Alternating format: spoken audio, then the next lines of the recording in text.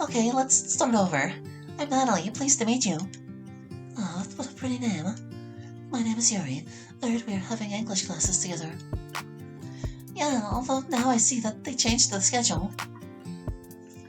And since it's just my second day at this school, I don't know where this new classroom is. Gosh, it's embarrassing to ask for help. Would you be kind and guide me to the classroom? Certainly, it's not a problem. Corridors up there are rather crowded. Take my hand so that you don't get lost. I reluctantly take her left hand and follow her behind. I met Sayori yesterday and she told me about you. Oh, I wonder what that was. Just how she admires you and your inspiration to her. That does sound wonderful. I'll be certain to thank her later when I find a moment. I smile, but don't say more. Face is too safe. 2 more. Rain starts to pour down intensively. We get to the classroom door, but decide to enjoy leftover break time to chat. Yuri seems deep in thoughts. Like I was saying, I met Sayori yesterday. Ah, yes, I heard you helped her in trouble. That was so irresponsible of you. Wish I could visit her more often, but unfortunately we live too far away from each other. You see, I live east of here, on the outskirts. It is mostly old but sturdy buildings. I assume you live somewhere close to her. Yeah, about halfway from her. I see. I take that you decided to have walks together. I mean, since you live in close proximity, that is. I'm sure it's very fun to have her around. Yeah, she's bubbly and cheery. I like that, though. When something bothers me, I just think of how she would react to it. It somehow helps. The bell rings, announcing last lesson. We wait for the teacher to open the classroom door. Time passes. But the teacher is still not here. That's strange. Stay here, please. I will go and look for the teacher. And so Yuri disappears in the crowd. Students murmur between each other. But I tune out. I sigh deeply and just sit on the bench. I sort my bag on my arm. Yuri isn't coming back. I don't feel too safe around all these people yet. I can feel my heart racing. If not for other students talking, I bet they would hear it and make fun of me for it. I whisper to myself. Well, there's Monica. Yuri, please come quick. Okay, everyone, I have some important news. Ah! I jump in my seat. That scared me. I look into the direction of the noise. A girl with a long, light brown ponytail tied with a white ribbon speaks out loudly. I've got a message from the principal. Advanced English is canceled for today. The class cheers and quickly dissolves, leaving only me and the girl. You're not going home? Sorry, Hey, you're very agitated. Is everything okay? There you are, Monica. I exhale deeply and loudly. Gosh, these few moments were probably the scariest in my life. Yeah, great, you've had a pretty tame life. Yuri notices my pale expression. Are you okay, Natalie? What's going on? I started to worry, and then you weren't coming back, and then I struggled to say Monica. Did she introduce herself? I'm so deeply sorry. I didn't think my absence would trouble you so much. Oh wait, maybe she heard Yuri say the name. Hold on. It was a question mark. Yeah, Yuri said. Okay. That's fine. It's fine. She figured it out. I'm so deeply sorry. I didn't think my absence would trouble you so much. I'll remember you from now on to better inform you of my actions. I try to calm down once and for all. Okay, I'm good. Okay, Monica. Yes? I'm sorry I reacted so strangely. It wasn't my intention. It's okay. I'm sorry for startling you and making you uncomfortable. I see you met Monica already. Albeit in rather odd circumstances. Yeah, she told me the news of the class. And where were you, Yuri? I actually also went to check for the teacher. I assume you were quicker once again, Monica. Monica giggles. That's right. I actually got the news earlier today. The principal simply forgot to put up updated info. I see. Something buzzes. Yuri picks up her phone. I have to excuse myself. I just received a message from my grandmother. I need to go home. Grandmother? Thank you for the pleasant conversation, though. I hope we will see each other again soon or tomorrow. Goodbye. Goodbye, Yuri. I'll remember to message you later about homework. With that, we both wave to Yuri. I slowly stand up and grab my bag firmly. What about you? Are you perhaps waiting for Sailor? No, I'm going home as well. I plan to go shopping with one of my guardians. Alright, have fun. Well, I gotta go too.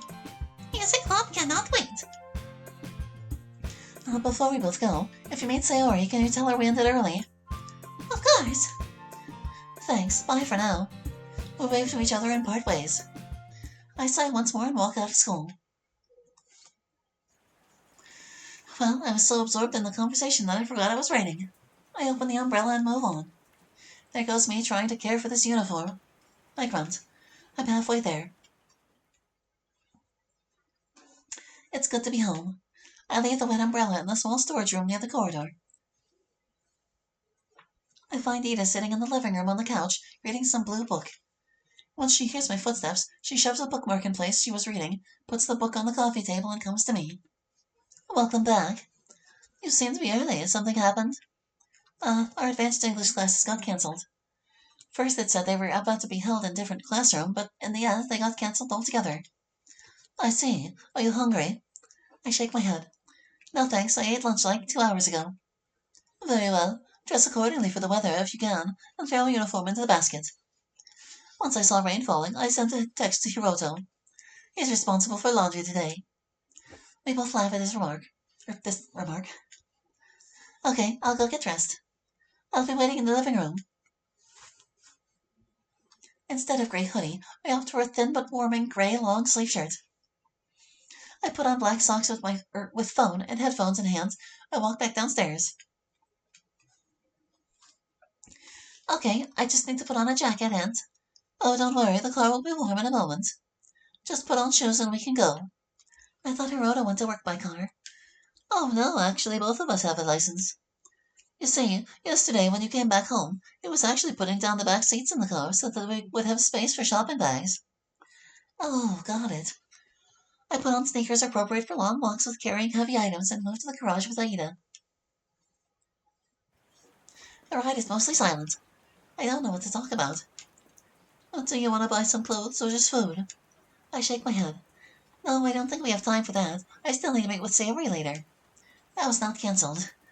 I understand. By the way, did you meet someone new today? Yeah, 2 other girls with whom I have advanced English. Yuri and Monica.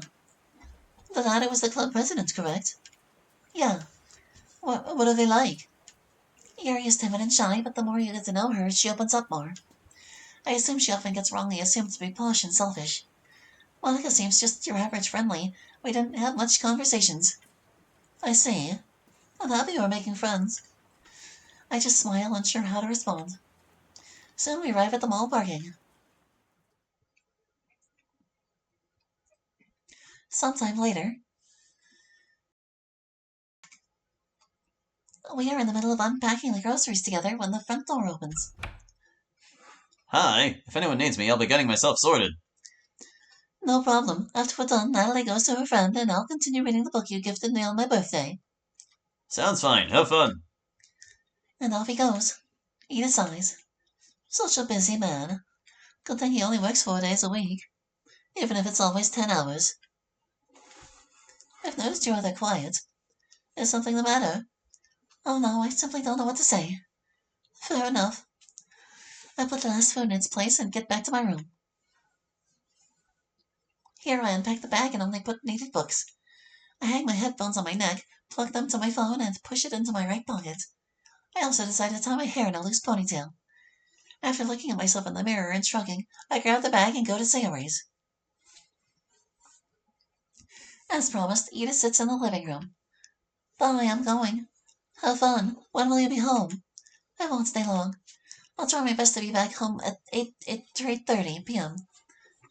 Very well. Evening may be colder. Grab a jacket. Will do. I do as she asks and go to visit Sayori.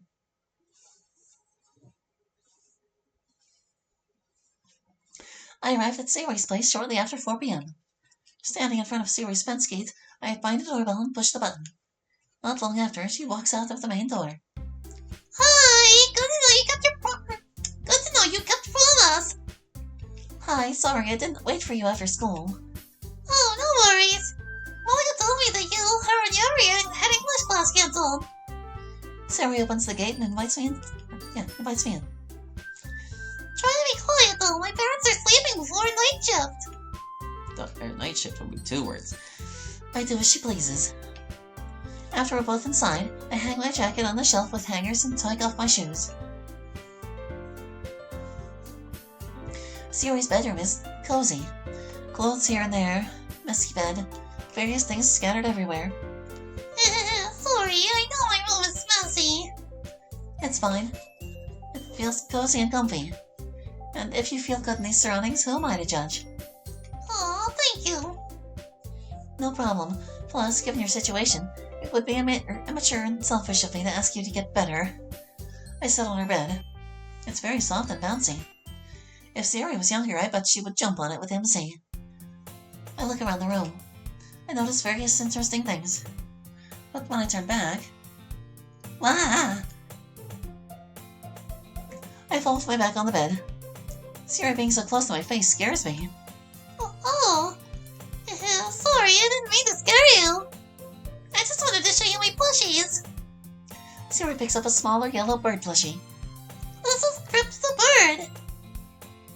I got him for being an that's such a hard word. For having best grades in the first class of elementary school. There. I giggle and greet Crypt. Sayori puts him back up to his place and picks up a big plush cow. And this is Koya the cow. I got her on my 5th birthday from Mom and Dad. Whenever I wake up from a nightmare, she's always there to calm me down. How can she be so pure? Sometimes I wish I had an ounce of her happiness. I think we should try to do homework. Fine, will you help me with English? Sure thing. Man, I'm so used to Mr. Cow being gendered male despite being a cow. That's weird how you refer to it as a she. Teaching Sayori is relatively easy. She's not dumb, she just has some struggles. Our homework goes on without any quarrels. But soon the inevitable has to happen. Sigh, I really have no idea how to approach Monica about our idea. You mean about restarting the literature club? Yeah. All I know is that come to Brazil, please. Approach is no-go. If it's gonna be Brazil, wouldn't it be a capital B and a Z? What is this? We both laugh at my joke. In all seriousness, though, I think that if we tell her how you helped me in my vulnerable time, she'll be on board in no time. And after that, recruiting the others will be a breeze. Especially Yuri. However, Natsuki may need a bit more The word she's looking for is persuasion. Words are escaping me. You mean push? Yeah, you can say that. But yeah, telling Monica that you helped me should flip some switch in her mind. I frown. Something's missing. Some key detail. Of course. Wait a second. You want to tell me you didn't tell everyone?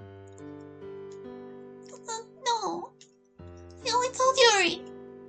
With her, I am always certain she won't tell anyone and will not judge me or give unwanted advice. She said once, it is your job to fix these problems, however, I will always be there for you. And that she will always respect my opinion. I sigh. Maybe it's better. Sayori looked at me quizzically. You know, since Monica is in the dark with what happened between us, when we tell her that then, it may be to our benefit. Because else, she would be more prone to resisting and refusing. Exactly. I would also show her the poem of yours I found. Because you didn't show it to her, right? No. Back then, on Friday, we were doing plans. She asked me for the poem on Friday. I sent the other one at like 2 or 3 a.m. I couldn't sleep that night. But you're by my side now. It really helps. I hug her once more. Even if we don't recruit them all, it's the thought that counts. I let her go. So does that mean are all settled? Yup, so tomorrow after school. Sure thing. Yay! Seems like tomorrow we all have last class together in biology. Natsuki's cleaning club meeting. They're baking plans on a cake for principal on Teacher's Day. And Yuri goes straight home. Yup. That means it will be just you, me, and Monica. I smile. That does sound like a nice plan. I start to pack my bags. I sort myself and walk down to grab my jacket and put on shoes. Sayori opens the gate for me and follows me out of it. Thanks once again for inviting me. My pleasure. You're very fun to hang out with. I smile. I'm seriously terrible at taking compliments. I hope she doesn't notice that. But you know what? You should try to write a poem too. That way our chances of convincing Monica will increase. Me writing a poem? True, I wrote like 2 or 3 poems in my life, but not much. I don't know, I hardly write anything. That's not hard. Here's an idea. Write about how, despite struggles, you were able to make friends. I'm sure it will impress Monica, no matter how short or long it will be. You know what? That's a good idea. See, I know this stuff. I was the vice president after all. I smile once more and sigh with relief. Time to go. Well, I gotta go. Tomorrow I'll buy your house again. Sure. Bye for now, and have fun writing a poem. Sari closes the gate and hides in her house. I go back home. I'm hungry. Well, I think that is probably a good place to call it for now. I'm actually doing a slightly shorter session because I'm adjusting my schedule once again. Since that's going to do it for now, thank you for watching. I hope you enjoyed, and we'll catch you next time with more Intercepting. Hope to see you then. Bye-bye.